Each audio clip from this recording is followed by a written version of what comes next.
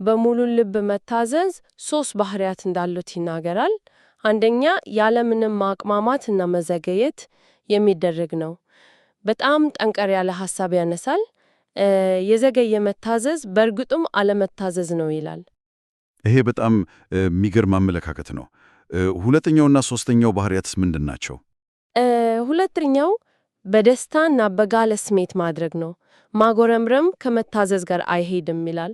ሶስተኛው ደግሞ ሙሉ በሙሉ መፈጸም፣ በከፊል መታዘዝም እንደ አለመታዘዝ ነው የሚቆጠረው።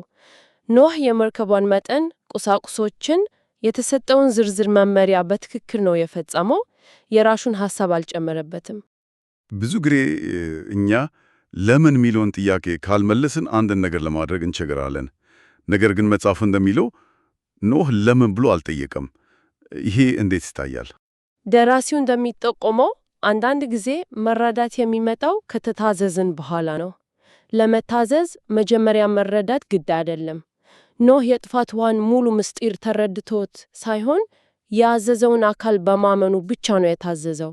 መታዘዝ ራሱ ወደ ጥልቅ መረዳት የሚወስድ መንገድ ሊሆን ይችላል የሚል መከራከሪያ ነው የሚያቀርበው።